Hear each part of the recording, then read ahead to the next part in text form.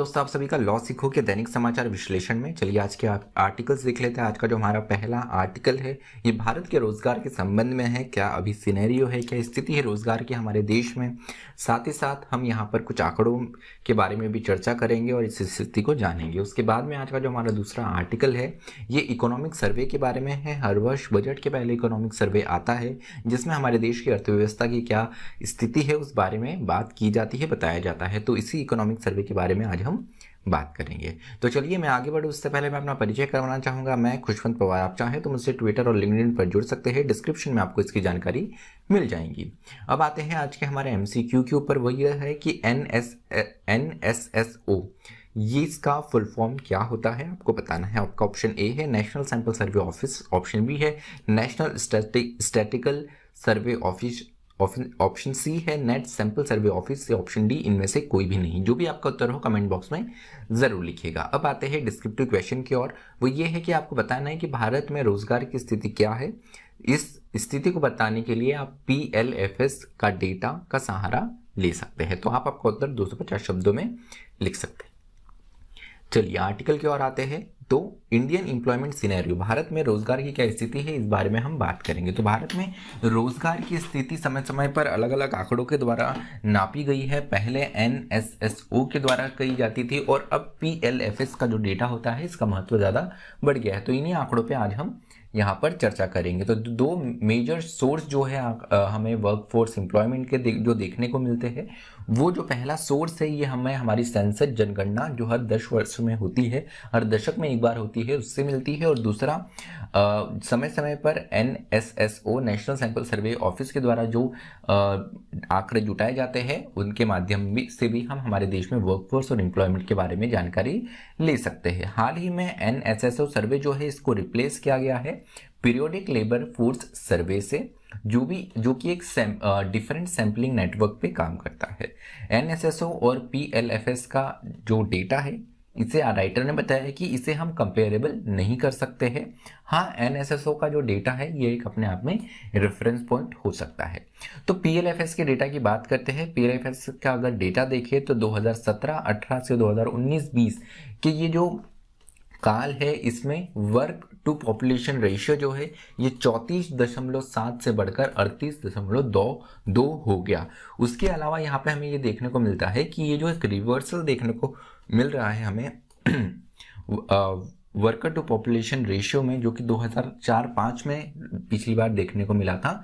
तो कहीं ना कहीं ये बता रहा है कि जो employment has increased faster than population, की एम्प्लॉयमेंट जो है ये पॉपुलेशन से फास्ट ग्रो कर रहा है। वही PLFS का अगर हम डेटा यहाँ पर देखें तो हमें पता चलता है कि जो फीमेल महिलाओं की जो भागीदारी है ये भी 17% से बड़ी है। तो women workforce in rural area is in higher than in urban area due to less gender discrimination in manual labour in rural areas. तो रूरल एरियाज में महिलाओं की भागीदारी ज़्यादा है क्योंकि रूरल एरिया में जो दिहाड़ी जो खेतों में काम होता है इसमें जिस तरीके से शहरी क्षेत्रों में हमें डिस्क्रिमिनेशन देखने को मिलता है लिंग के आधार पे, उस तरीके का डिस्क्रिमिनेशन हमें रूरल लेबर फोर्स में नहीं देखने को मिलता है। उसके अलावा PLFS के डेटा में ये भी बताया गया है कि अनएम्प्लॉयमेंट स्टेटस जो है ये 2017-18 में जहाँ 6.1% था उससे घट के जो अनएम्प्लॉयमेंट बेरोजगारी है ये 19-20 में 4.8% हो गई।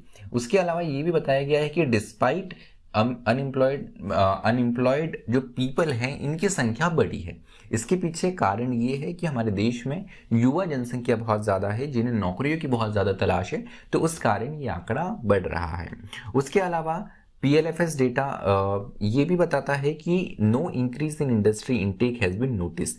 तो ऐसी कोई पर्टिकुलर इंडस्ट्री में बहुत ज़्यादा इनटेक बढ़ा हो, बहुत ज़्यादा जॉब्स बढ़ी हो, इसके भी कोई यहाँ पर इसके आंकड़े दर्शाते नहीं हैं।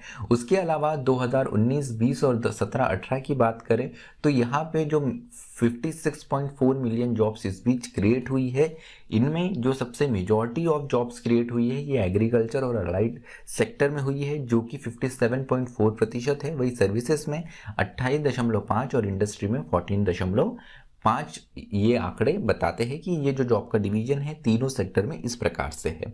तो अभी भी आधे से ज़्यादा जो जॉब्स है ये एग्रीकल्चर और अलाइड सेक्टर में ही बड़ी है। तो यहाँ पे महत्वपूर्ण बात ये हो जाती है कि कहीं ना कहीं हमें जो हमारा एम्प्लॉयमेंट है ये हमें मैन्युफैक्चरिंग और सर्विस सेक्टर अर्थात सर्विसेज और इंडस्ट्री सेक्टर में बढ़ाने की आवश्यकता है, जो हमारे द्वितीयक और तृतीयक क्षेत्रक है उसमें। उसके अलावा जो हमारे जो लेबर लॉज है इनके बारे में बात की गई है कि anti labour intensive laws employment linked production incentives and could be brought into better employment opportunity. तो यहाँ पर अगर लॉज में और थोड़े हम रिफॉर्म्स लाए और यहाँ पर जो एक एम्प्लॉयमेंट लिंक्ड प्रोडक्शन इंसेंटिव्स भी अगर हम दें तो उससे हो सकता है कि जॉब्स की संख्या में और भी बढ़ोतरी आए।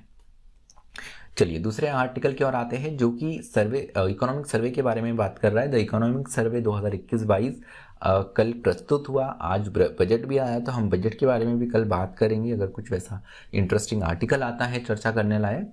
लेकिन आज हम सर्वे के बारे में बात कर लेते हैं। द इकोनॉमिक सर्वे की अगर हम बात करें तो हर वर्ष ये बजट से एक दिन पहले आता है और हमारे देश में अर्थव्यवस्था की क्या स्थिति है उसके बारे में आंकड़े प्रस्तुत करता है। तो इन्हीं आंकड़ों के बारे में हम बात करेंगे। सबसे पहले फिशियल स्पेस देख लेते हैं। तो इसमें बताया गया है कि focus on capital expenditure needs to be stressed to reach the target fiscal deficit of 6.8% in GDP in current year.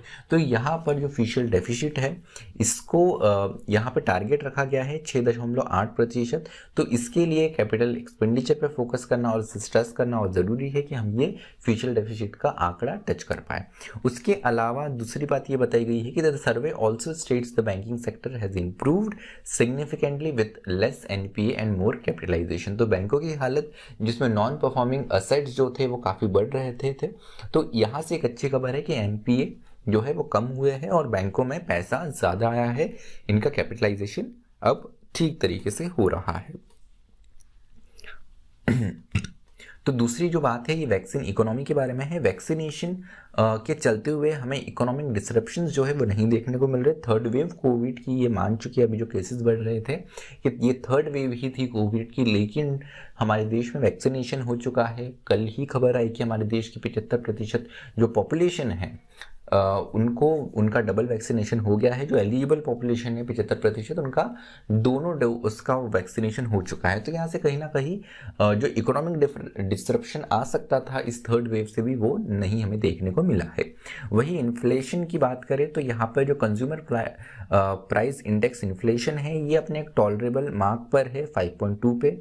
वही WPI जो होलसेल प्राइस इंडेक्स रहता है इन्फ्लेशन ये अब डबल डिजिट में मौजूद है। वही inflationary pressure could lead to unwinding of liquidity measure by systematically important central bank. तो यहाँ पर ज़रूरत है कि जो हमारे सेंट्रल बैंक से थोड़ी लिक्विडिटी लेकर आए तो इससे इन्फ्लेशन में थोड़ी मदद, यहाँ पे थोड़ी राहत लोगों को मिल सकती है। ग्लोबल सिनेरियो की बात करें तो ग्लोबल सिनेरियो में स्थिति जो ग्लोबल मार्केट है वो भी काफ़ी ज़्यादा अफेक्टेड है, जिसके चलते हुए सप्लाई साइड में काफ़ी डिसरप्शंस देखने को मिल रहे हैं। वही यहाँ पर अगर हम देखें तो इंडियन मार्केट जो है वो ग्लोबल मार्केट की स्थिति में थोड़ा ज़्यादा यहाँ पे रेजिलिएंट है, तो ये भारत के लिए एक अच्छी खबर है। वही एनर्जी की बात करें तो एनर्जी में धीरे धीरे नवीकरणीय ऊर्जा के स्रोतों की ओर शिफ्ट करने के लिए सरकार कदम उठा रही है और प्रतिबद्ध है। तो यहाँ पे सोलर और विंड फार्म्स जो है इन पर ज़्यादा इन्वेस्टमेंट हो, ये भी दबाव थोड़ा सरकार के ऊपर है। उसके अलावा सप्लाई साइड की अगर हम बात करें तो सप्लाई साइड को भी इम्प्रूव करने की आवश्यकता है। इंडस्ट्रियल ग्रोथ जो है यहाँ पर 21-22 के लिए ये 11.8% पर ग्रो कम कर सकता है। उसके अलावा emergency credit line guarantee will further catalyse the growth, और यहाँ पर अगर इमरजेंसी क्रेडिट लाइन दी जाती है सरकार की तरफ से तो ये और भी ज़्यादा ग्रो करने की आशंका है। पब्लिक स्पेंडिंग जो है ये 13.5% इंक्रीज हुई है अगर इस वर्ष के हिसाब से, ईयर टू ईयर, इसे वर्षान वर्ष के हिसाब से अगर हम देखें तो आगे वे फॉरवर्ड क्या है वो भी देख लेते हैं।